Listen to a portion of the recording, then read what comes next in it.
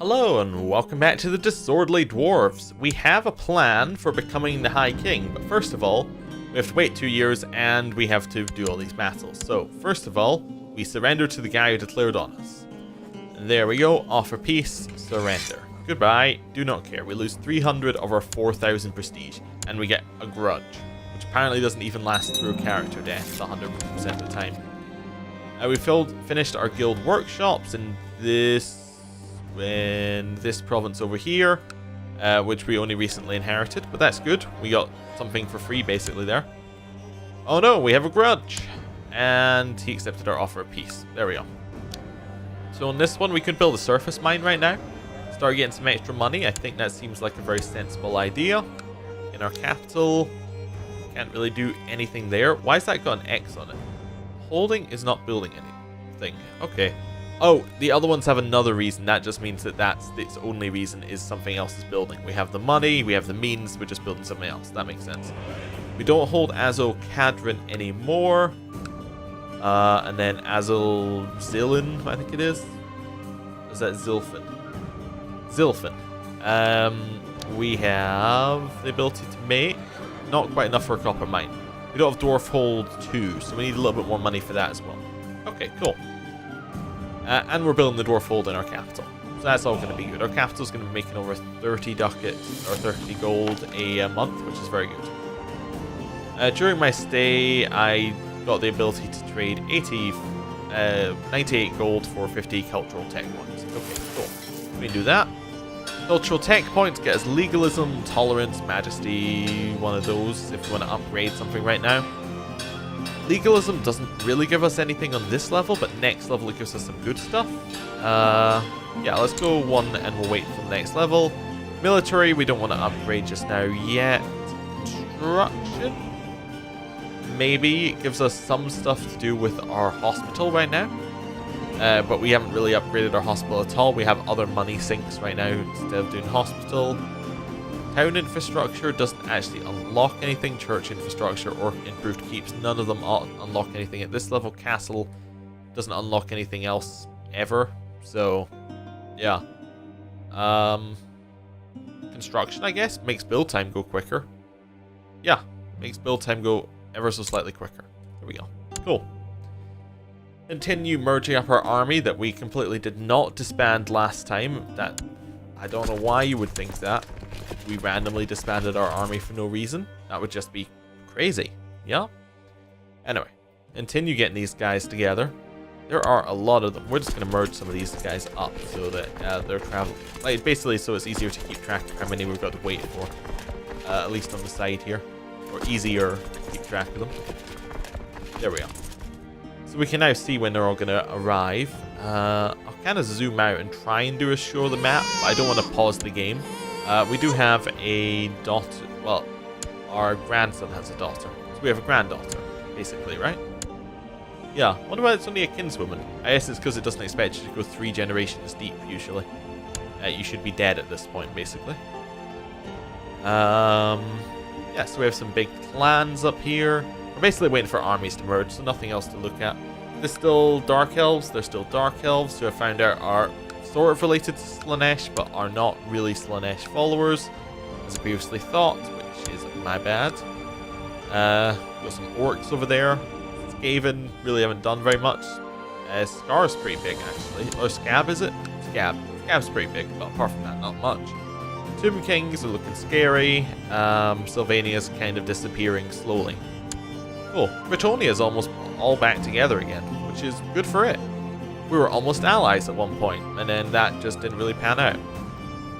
Okay, merge up a few of those armies just to make sure that we're all, you know, going at the same pace, like that we're all there. I don't think we're all there yet, though. Yeah, we still gotta wait for the main bulk of our army to get up there before we can think about moving. When the 5,000 man army gets up there, it might be worth going up, but we'll see.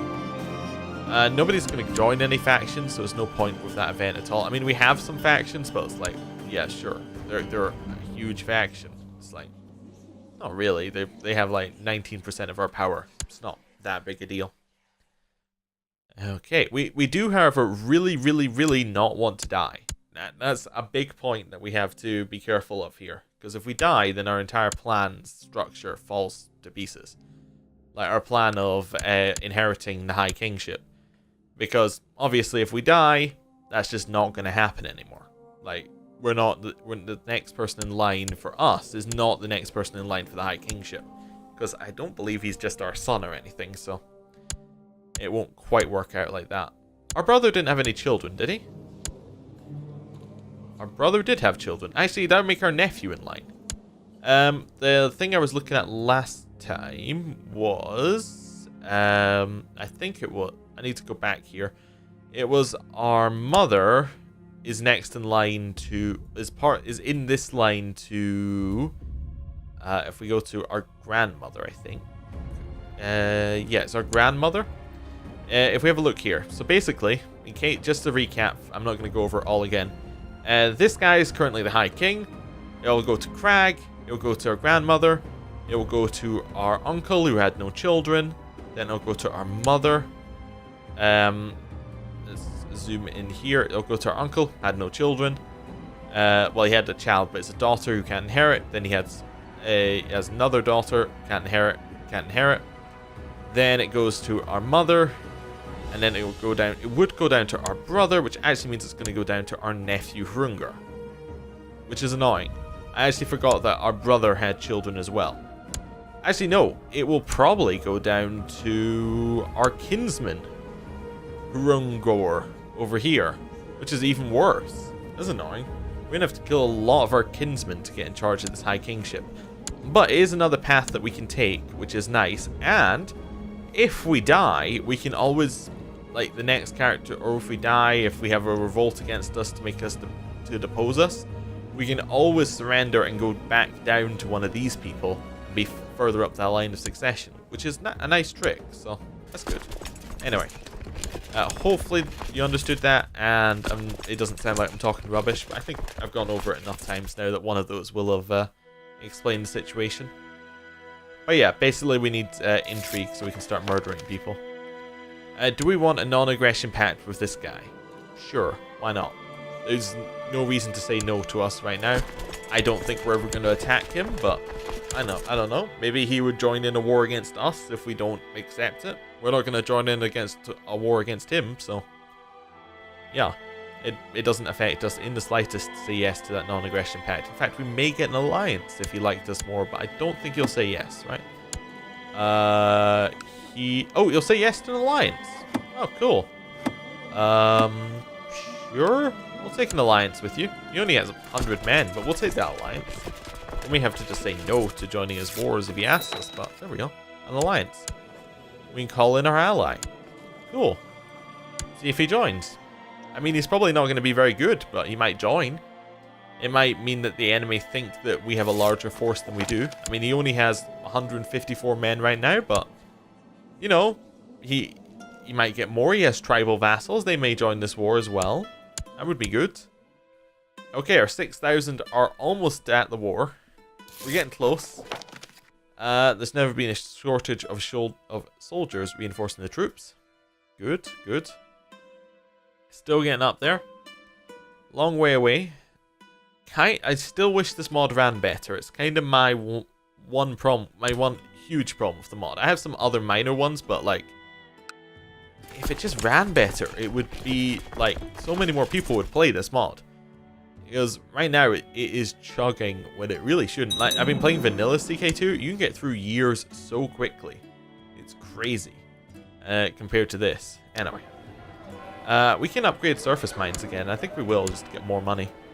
There we go. Just keep gaining money. Why is this making us no more? Oh, because it's siege. Okay. And we probably want to get rid of it eventually anyway. We're making 30 gold ducats, whatever you want to call them, in our capital. That's really good.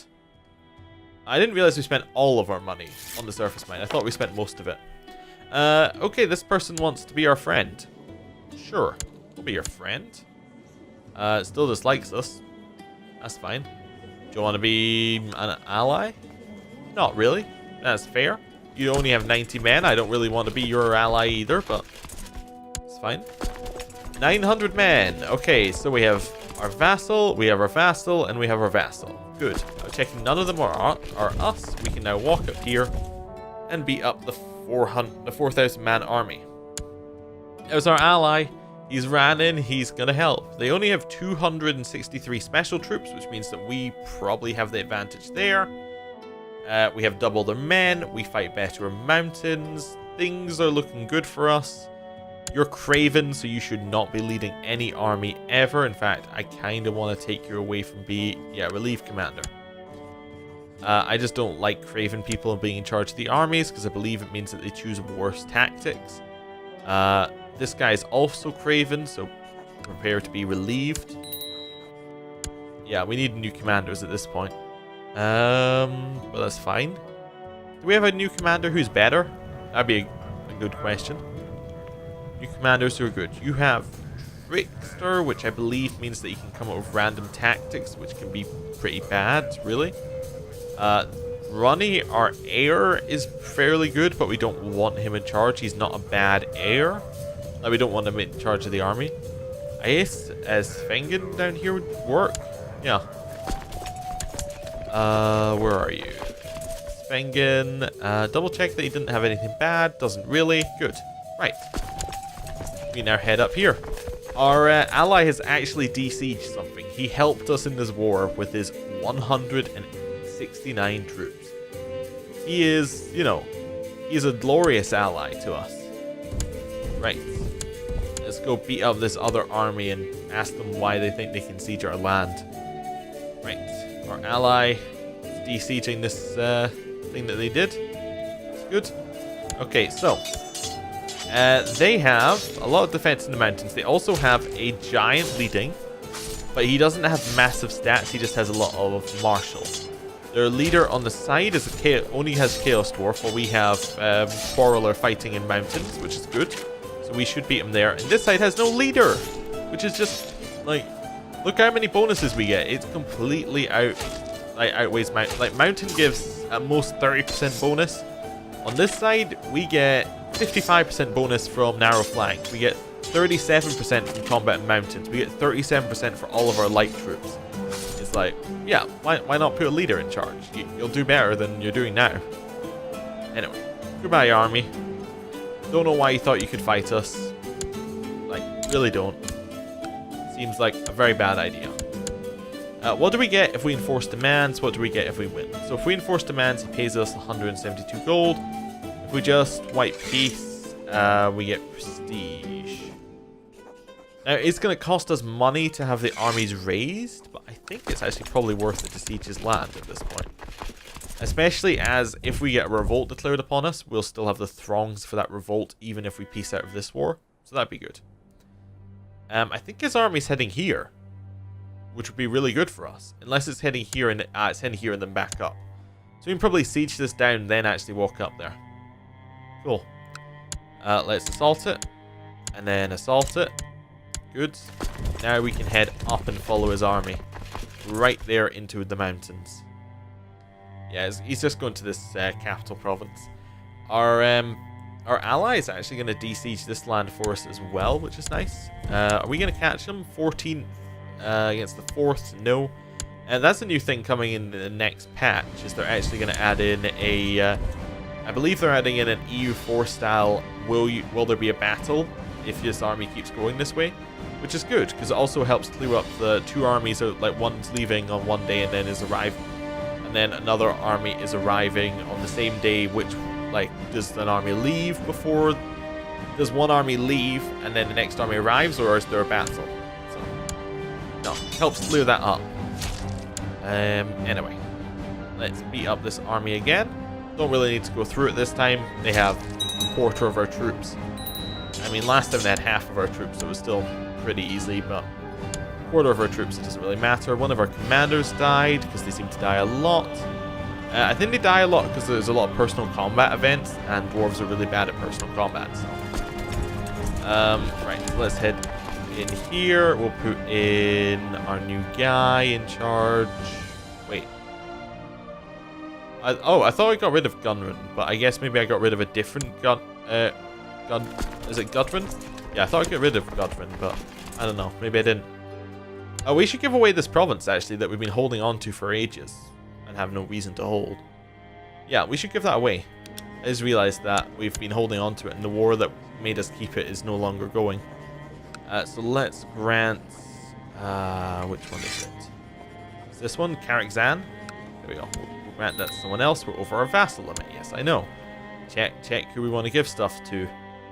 Do we want to create a new vassal? Like, there could be a vassal that holds that land. That makes sense.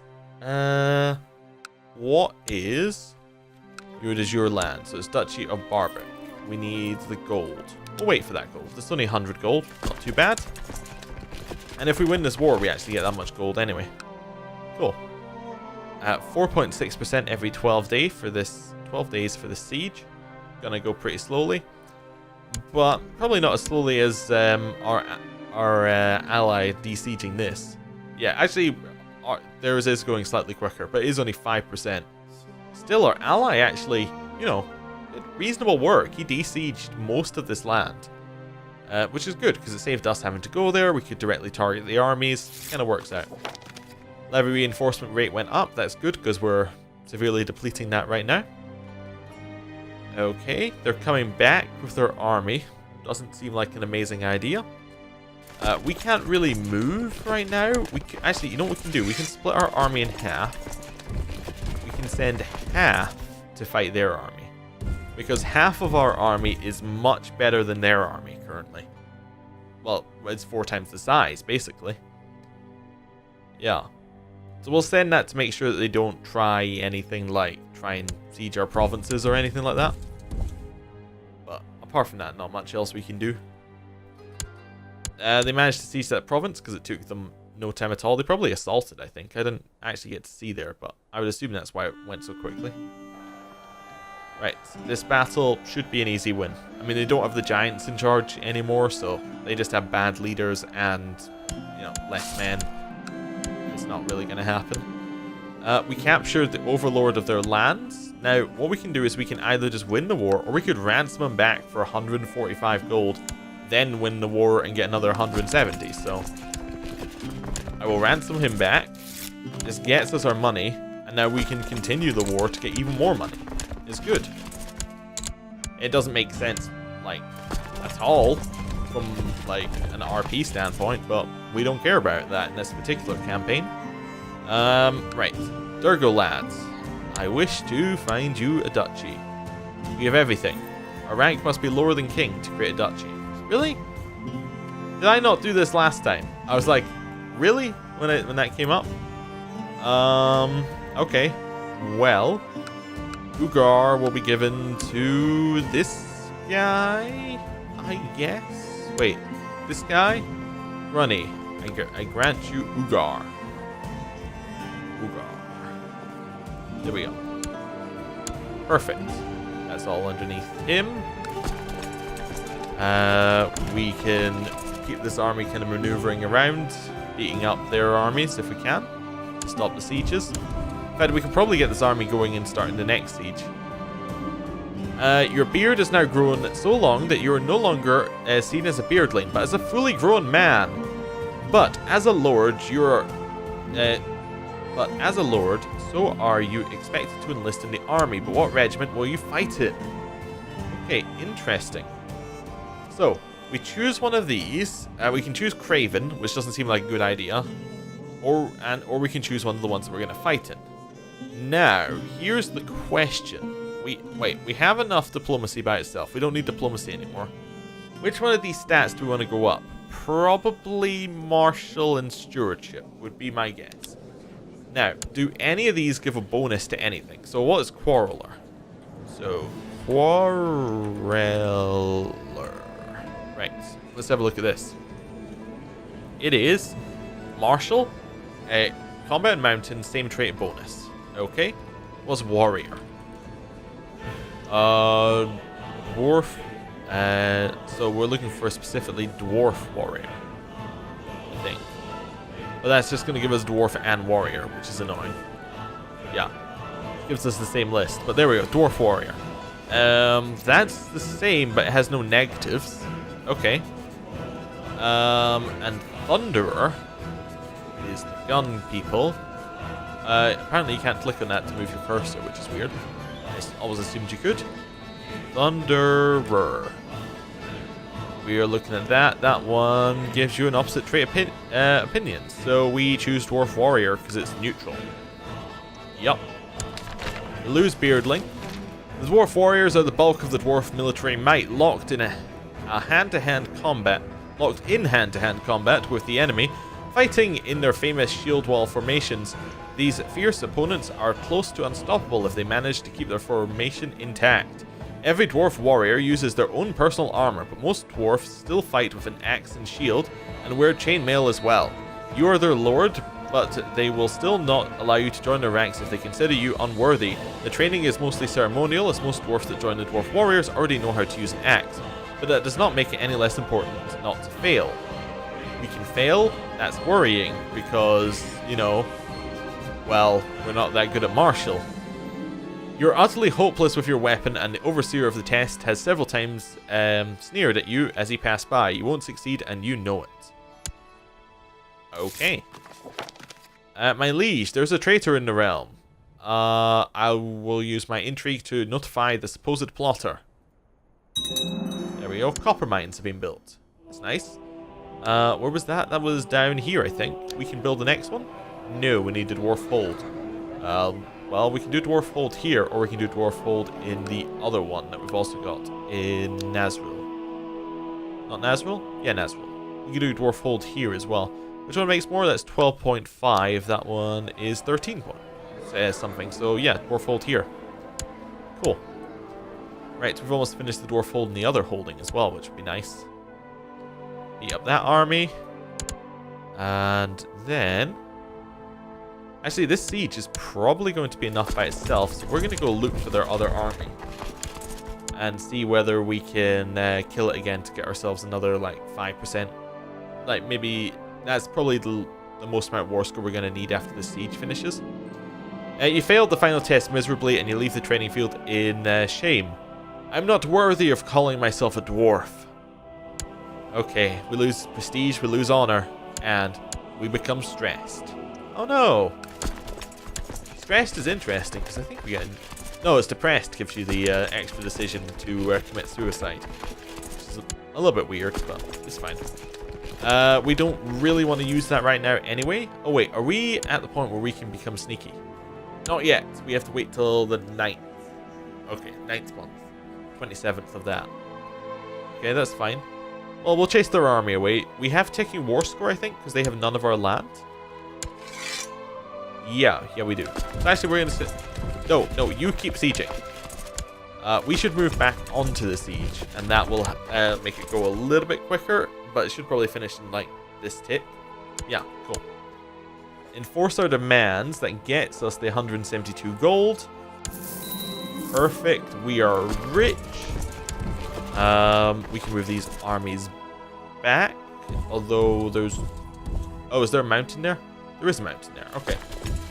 Although the throngs will disappear, we can pick an ambition. Win a war. Of course. That gets us one marshal. Are we able to take, like, these tests again to become in charge of something? No, it doesn't look like it. That's fine. Or to become a warrior or something like that. That's fine. We'll just be, like, not a beardling anymore, which is fine.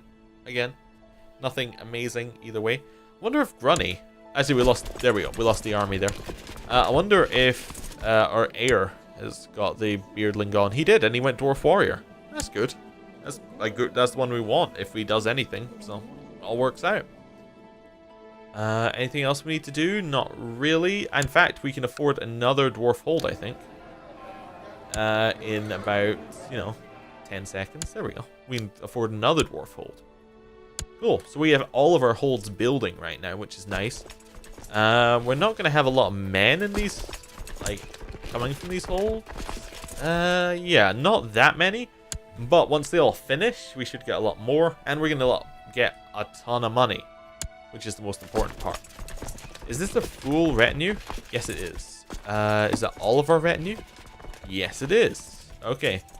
I guess we'll leave them up there for just now. There's no reason to bring them back down, because chances are this might be our next war anyway against these greenskin.